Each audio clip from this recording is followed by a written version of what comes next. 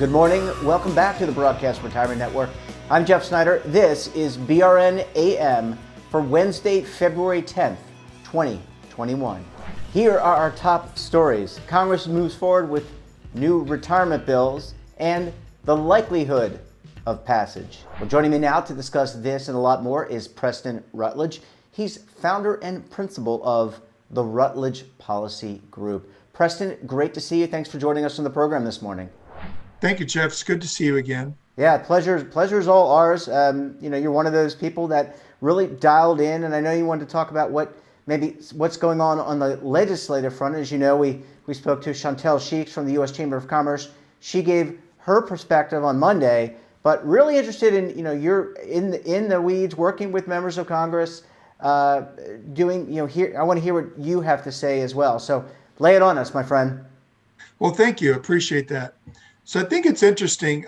We all know the Secure Act was passed in 2019. When that actually got started, it kind of originated in the Senate, which is a little unusual. Tax legislation usually originates in the House. I think this year, the retirement-oriented legislation will be originating in the House. It'll be a Ways and Means Committee product.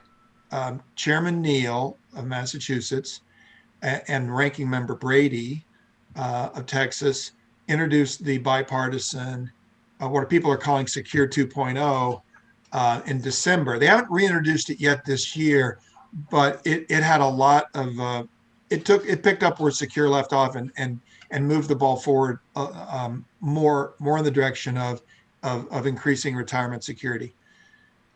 There's also a bill under consideration that hasn't been released yet that we know a fair amount about that's interesting. I'd like to also talk about, but which might or might not have Republican support, but we're pretty sure Chairman Neal is working hard on it.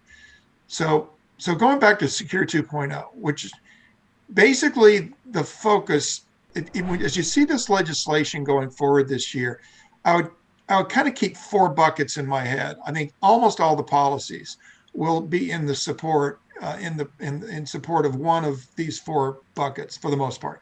And the bucket one is employers that don't have plans. In other words, increasing access to plans at work. People, millions and millions of workers still work for companies that don't have a plan at all. They don't even have access to a plan. So number one is access, which is, do employers set up the plan? Number two is coverage. Does the participant join the plan? Three is accumulation. Do they save enough? And fourth is decumulation, the most wonky word of all, which is how do you start taking the money out of the plan when you retire in a fashion that you can be relatively certain that it will last as long as you live, which is, of course, an enormous challenge because nobody knows how long they're going to live. So in those four buckets, the Secure 2.0 that was introduced in December kind of went about the access the traditional way we've always done it, which is we incentivize employers to set up plans. We have a voluntary 401k system, a voluntary defined contribution system.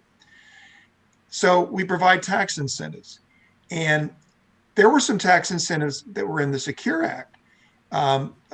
Tax credits for small employers, up to 50% of their administrative costs for up to 3 years, for up to $5,000 a year. So they're going to pick that up and just push the envelope a little bit.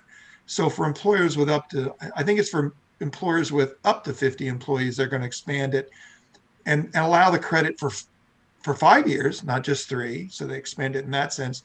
And they also expand the tax credit to allow the credit to be used for up to 100% of the costs. So again, they're using the same tool the Secure Act used, but they're pushing it and expanding it, particularly for the smaller employers, who are the employers who are more likely to not have a plan in the first place. So that was how Secure 2.0 would sort of increase the access function. Then on coverage, once a plan is at work, you want people to enroll, and auto enrollment has been the revolutionary tool for that for a decade or more. But we don't have mandatory auto enrollment. Secure 2.0 would sort of automatically require auto enrollment kind of sorry to use two autos in a row, but It's okay. automatic enrollment would be a feature. I mean, employees can always opt out, but you would put them in at 3%, and this would be for employers that are more than 10. In other words, they're not going to put this on employers, the really super small employers, 10 or fewer employees. But for employers that have 10 or more employees, mandatory auto enrollment at the anywhere between 3% and 10%. And that gets you into the plan. Probably people will go in at 3%. People tend to do that sort of thing. But then what happens? Then you come to that accumulation point I made. The Secure Act 2.0 would increase that amount starting at 3%, 1% per year, but up to a 10% cap. There would also be some incentives for smaller employers to increase their match. Things we call like immediate incentives, like gift cards. There's some interesting behavioral science things going on in that area. It's particularly for the younger generation that it engages people, and this is sort of for the first time I've seen this in legislative language. Also, there's a proposal for older workers to change the catch-up contribution rules. The catch-up contribution at age 55, you can add another few $1,000s every year to your match. They're going to have like a supercharged catch-up contribution proposal. Once you reach age 60, you can contribute an additional $10,000 a year to your 401k. So that be additional contributions as you get older and older and realize you haven't saved enough. But then on the decumulation front, now you're at retirement, and if everything's gone well, you've got a fairly sizable nest egg. How do you make it last?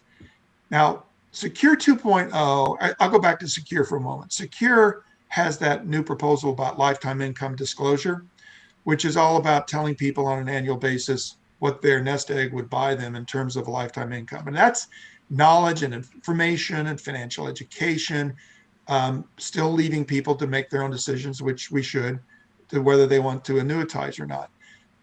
We don't require the employers have annuity options in their plan or lifetime income options, but the bill also provided a safe harbor from fiduciary liability if you put one in. Again, encouragement, incentives. Those have always been the tools we've used. So the two things that the Secure 2.0 did, and they're small in one sense, but they are moving the ball in an interesting direction. We all know we have this age at which we must start taking our money out, required minimum distributions, and the new rule is now age 72. So the Secure 2.0, and that came in with Secure 2.0 would push that out to 75. So one way to make your money last longer is you don't have to start taking it out as early. There's no mandate that you take it out until you're 75, if Secure 2.0 passed. Then the other thing is, for smaller account balances, you never have a required minimum distribution. And by smaller, the Secure 2.0 would go with 100,000 and below. So if your account balances are 100,000 or below, you don't have to take the money out. Now, this doesn't help people with their, a certain amount of money in the given year in which they may be living, but it does mean if you don't need the money, you aren't forced to take it out, and that helps people stretch their money out on their own without the need of lifetime income products. So that's how Secure 2.0. Now that was all bipartisan. You've got Republicans and Democrats on board with those proposals, and of course in the Senate you have the traditionally bipartisan Portman-Cardin bill, which would also increase the savers credit and make that available to folks at the lower income levels. Well, Preston, I want to go to a quick break because there's a lot that I want to ask you about. I want to talk about possible passage, but then I want to also hear from you about what you're maybe hearing, because you've got the inside scoop on a lot of things, as well as many others do, on what other things may be coming down the pike. So let's take a quick break, and when we come back, we'll talk to Preston about all that and a lot more. So stay tuned right here on BRN AM.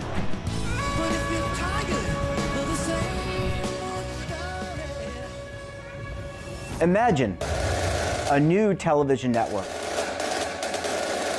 that will make you richer, healthier, and in control of your financial future.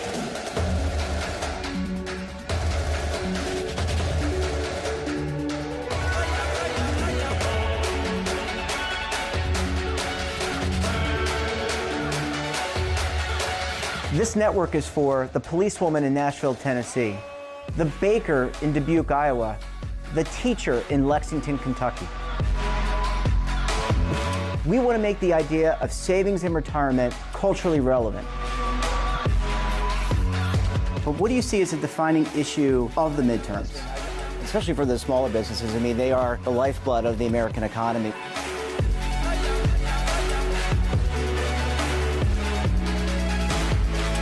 Featuring exclusive interviews, current affairs, and docuseries. 33 years old, you retired early. The philosophy is money only matters if it helps you live a life that you love. But you got to start thinking about retirement as soon as you get in. The Broadcast Retirement Network will drive very high engagement with premium partnerships. So this isn't retirement and savings for your parents or grandparents. This is for all Americans. And we're going to change the way you think about money.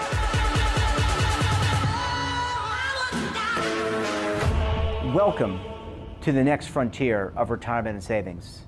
This is BRN, the Broadcast Retirement Network. Hi folks, Joe Namath here, and if you're on Medicare, this is important. You're now entitled to eliminate copays and get dental care, dentures, eyeglasses, prescription coverage, in-home aids, unlimited transportation, and home-delivered meals, all at no additional cost. Plus, your zip code may have coverage with the Give Back benefit that adds money back to your Social Security check every month. Look, with the uncertainty of the virus and vaccines, you need to get everything you're entitled to. Here's the bottom line. Call to get significant benefits at no additional cost and see if your zip code has coverage with the Give Back benefit. Millions of people have trusted the Medicare Coverage Helpline. You can too. Call now. It's free. Call 1-800-924-3920. That's 1-800-924-3920. Welcome back. We're talking to Preston Rutledge of the Rutledge Policy Group. Preston, thanks so much for staying with us this morning. Thank you, Jeff. So you talked about, I think, everyone who follows retirement, including yourself. We talked about some of the details in Secure 2.0, what's coming down the pike, but what aren't we hearing? What are you hearing? You've got your ear to the pavement. You know what's kind of the inside scoop. So what are you hearing from your sources? It's almost like espionage, but it's really not. Well, it sometimes it does feel a little bit like that, but no, you're right. It's not. So in the first segment, I mentioned the trying to get employers to set up the plans and then employees into the plans and then accumulations and then how do you get the payouts that last a lifetime. So we are hearing that the Ways and Means Committee is at work on drafting some additional provisions that we haven't seen in statutory language before. And I'm calling this bill what I call the auto 401k. So we've had auto enrollment and auto escalation. We might now see auto plan. And this would be the concept, and again, it hasn't been released yet, and it's not in legislative language that we can point to publicly. But think of a safe harbor deferral only auto IRA that up to $6,000. But think of also it could be a deferral only auto 401k, because the system is already structured around supporting 401k infrastructure. So what we may see for the first time is an auto 401k. It would be a slimmed down, very stripped down, deferral only. And sorry for the jargon. That means employees can defer money. Employers are not required to put any money in. And that's kind of the trade-off. If you're going to mandate that an employer have a plan, then don't mandate that they have to contribute to it. Let the employee. It's more of an employee savings plan in a way, but it's built around the 401k, and it would be required probably, again, not for the super small employers. 10 or more employee type employers would probably be, or it might be 25 or more. That's what we're hearing. It would also include the auto IRA, which we're seeing some of the states set up. Then on coverage, Secure Act. And by the way, since you have the auto plan, the auto enrollment goes right along with it. But But in order to get more people covered, Secure Act, for the first time, required part-time employees, and that's employees with at least 500 hours of service a year, but less than 1,000. Part-time employees after 3 years would be in the plan. This would reduce that down probably to 2 years. So get the part-timers in there a little earlier. And on accumulations for these deferral only, they would start at 6% instead of 3%. And it, again, have 1% a year escalation up to 10%. And then there's another program known as the refundable, the Savers Credit. This is for folks who are at the lowest income groups. And for those folks, if the money they put in, the government would essentially match it to a certain extent. We call that a refundable savers credit, but that's way too much jargon. What that means is you get the tax credit even if you don't have a tax liability. So in a sense, the government is actually making a match into your account. But this is for the lowest income cohorts. But again, it's about helping those very folks who don't have as much to save to accumulate more assets. And then what I would consider the biggest game changer of all is on the last bullet, the decumulation, the lifetime income piece. What we're hearing is that these 401k accounts in this new kind of plan, there would be a requirement for the larger employers. Now, this would be employers with 100 or more employees, a requirement to make at least 50% of every account, every 401k account or every IRA account, available for distribution in a form of guaranteed lifetime income. We've never had mandatory annuitization or mandatory lifetime income. This is edging into that direction. Again, employees don't have to choose it, but employers would be kind of required to make it available for at least half of the account balance for the larger employers. And, all right, and that would be where we would be. Yeah, sorry, I didn't mean to interrupt you. I was going to say, these all sound like very important changes. And along with Secure 2.0 and some of the other things you outlined in the first segment, what's the timetable look like? How does this all get passed, I guess is my question, because as we talked about off screen or in the green room, quote unquote, because we're both in different areas, but we talked about the fact that this is a very bipartisan issue. Saving for retirement is bipartisan. So how does this all work its way through the system in 2021? Well, it would get introduced, of course, first. But in terms of the timing, I think what we'll see this year, this is an interesting year because now that the Democrats have complete control, they're using a special legislative procedure known as budget reconciliation to pass bills that don't require Republican votes. They can go through on a partisan basis. That doesn't mean Republicans can vote for the bills, but Democrats don't have to get those Democrat votes. And it's especially important in the Senate because you don't need the 10 senators to add to the 50 Democrats. You don't need 10 Republicans to get to 60. You can pass with 50 plus the vice president breaking the tie, 51. So there's going to be 2 reconciliation bills this year, or at least it's expected. The first bill, you've already seen the resolutions. They were passed last week by the Senate and the House. The legislative language for those bills has not been introduced yet, but we're going to see it fairly certain. The president wants the reconciliation bill, the first one, done by March 14th. That's extremely aggressive, but that means they're going to push. But I doubt that you'll see these provisions in that first bill. There may be some there might be some pension provisions in the first reconciliation bill, and there are some that I think have a good chance. But it won't be in this area. It won't be in the 401k, auto IRA type area. This provision, they'll keep working on it, and the sense is it probably is a candidate for the second reconciliation bill. And the second reconciliation bill is something we probably would see come summer on into fall. So that's in terms of timing, no, not the first half of the year, but very possibly the second half. And then the question will be, if you do it through reconciliation, have you for the first time done something that's considered partisan instead of bipartisan?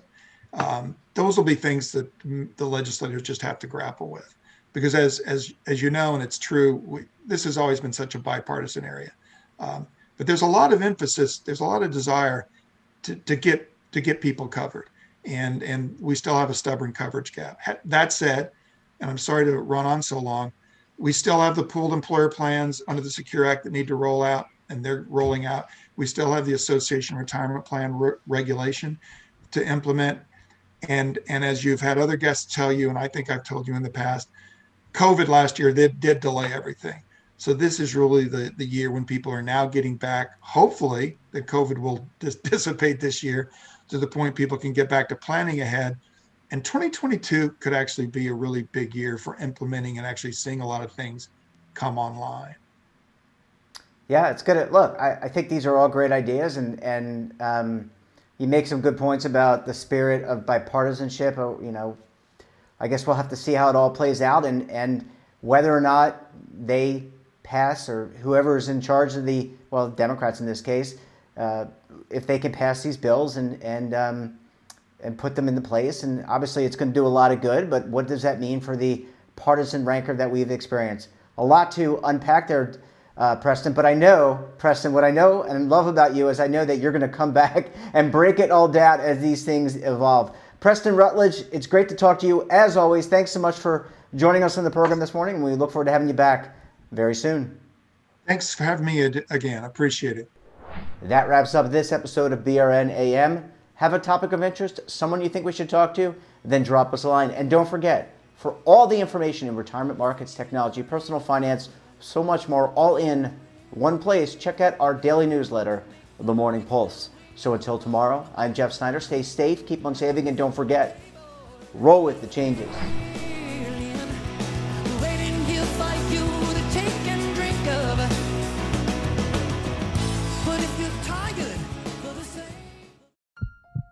Are you being audited, and do you owe the IRS $10,000 or more in back taxes? Is the IRS threatening to take more of your money? Don't fight the IRS alone. The Tax Doctor is here to help you negotiate your tax bill and reduce your stress. The IRS can freeze your assets and seize your bank accounts, but you can stop these IRS actions.